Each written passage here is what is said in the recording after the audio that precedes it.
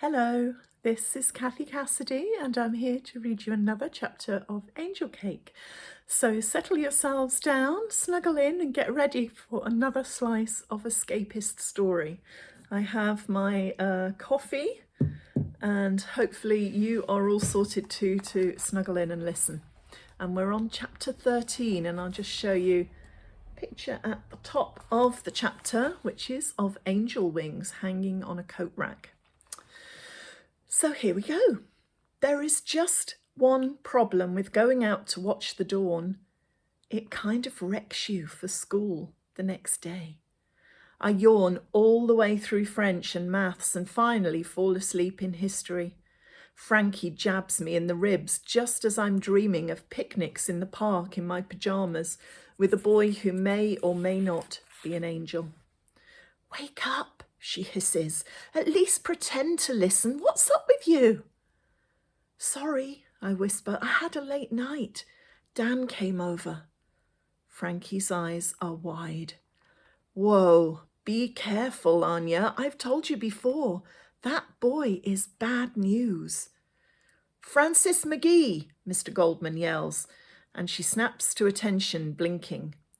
"I'm sure you've been listening carefully. Perhaps you'd like to tell the class the causes of the Great Fire of London." Frankie doesn't miss a beat. "Wasn't that Dan Carney, sir?" she says. The class dissolves into giggles. "Most amusing," Mr. Goldman huffs. "Where is Dan anyway? Our little arsonist not in today?" A few of the bad boy crew at the back of the class offer random excuses for Dan. "He's broken his leg, he's at the dentist, he's been expelled forever for setting fire to Mr. Fisher's Burberry raincoat." Mr. Goldman rolls his eyes. "I have a strong feeling Dan is still curled up in bed, asleep, his wings hanging from the coat stand." "Watch out, Anya," Frankie says later in the school canteen, flicking through a music magazine, one where all the bands seem to be young and skinny and dressed in black. "I like Dan, but he should have a government health warning stamped all over him. Don't get involved." "Involved in what?" Kurt wants to know. "Girl stuff," Frankie scoffs. "Crushes, kisses, true love, you wouldn't understand." "How do you know?" Kurt protests. "I just do," Frankie says. "Seriously, Anya, Dan is no angel." "But he's the only good thing in my life right now, the only thing that makes this place bearable. And sometimes I see a sweet, sad, gentle side to Dan, a side I know Frankie has never seen. Sometimes he makes me miserable. Sometimes he makes me mad, but he can also make my heart flip over with just one look. And last night was special, so special." "You're not even listening, are you?" Frankie sighs. "It's okay, Anya. Love is deaf as well as blind," Kurt says wisely. "Anyone want a banana chip?" He offers us a bag of dried brownish discs and I take one just to be polite.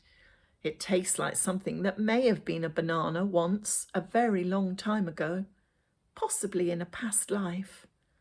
Kurt is always trying to tempt us into healthy eating with bean sprout sandwiches, tofu quiche and random shriveled things masquerading as fruit. It's not really working so far. "Yuck," Frankie sniffs. "Why call it a banana chip when it tastes nothing like either? It's more like old shoe leather. If this is healthy eating, I'd rather be fat." "You're not fat," Kurt says, "just cuddly. In a nice way." Frankie's lip curls. "Get a grip," she snaps. "I'm not cuddly, I'm fat. Don't go getting any ideas, okay? You are so not my type, Kurt Jones. It's not just the drooping hand-knitted school jumpers and the hideous trousers either. You do equations for fun and eat vile, shriveled things and that even Cheesy wouldn't bother with." "What do you mean, hideous trousers?" Kurt asks in injured tones. "You must know," she sighs. "You get teased about them often enough." "I don't mind being a bit different." Frankie rolls her eyes. "There's different," she explains, "and there's just plain embarrassing. Ever thought of going goth?" No. Emo? Scene? New rave, Frankie continues. Punk, maybe. I don't even know what these things are, and I don't think Kurt does either. I'm not really a punk kind of person, he protests. Frankie chucks her magazine down. Face it, Kurt, you need a wardrobe makeover, and I'm not talking about rats or chicken wire. She goes up to the counter for a second helping of sponge pudding and custard, and Kurt picks up the magazine, sulking. Look at these people, he says, baffled. All that back-combed hair, those skinny trousers. Does Frankie really like all that? I bite my lip. I think she does, I tell him. She'd like me better if I looked like this? Kurt says, peering at a poster of a wild-eyed singer with eyeliner and heavily tattooed arms. I will never understand girls. Frankie is strange, I shrug, but she does like you, Kurt. I don't know about that, Kurt says gloomily. She never even noticed I was alive until recently. I've been invisible myself and silent too, so I know how Kurt is feeling. We don't have anything in common, Kurt sighs, toying with a slice of lentil quiche.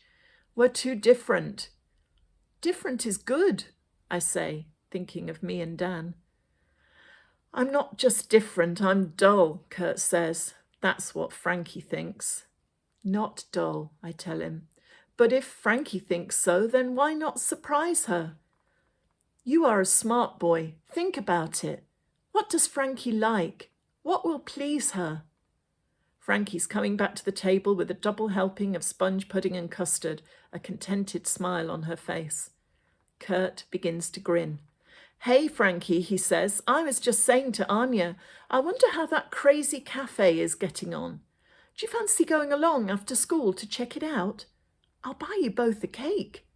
Frankie raises an eyebrow. I thought lentils and miso soup were more your thing, she asks. They are, Kurt agrees, but those cakes at heaven are something else. Go on then, Frankie grins. We'll come, right, Anya? I smile, but my heart starts up a drumbeat that has nothing to do with Kurt or Frankie. Maybe Dan will be there, and maybe after last night, even Frankie will see that he's the boy for me. Maybe. So, the plot thickens. Don't forget to tune in tomorrow for another chapter of Angel Cake and see what happens when the friends manage to go back to the cafe. Take care until then, keep smiling, and I will see you soon.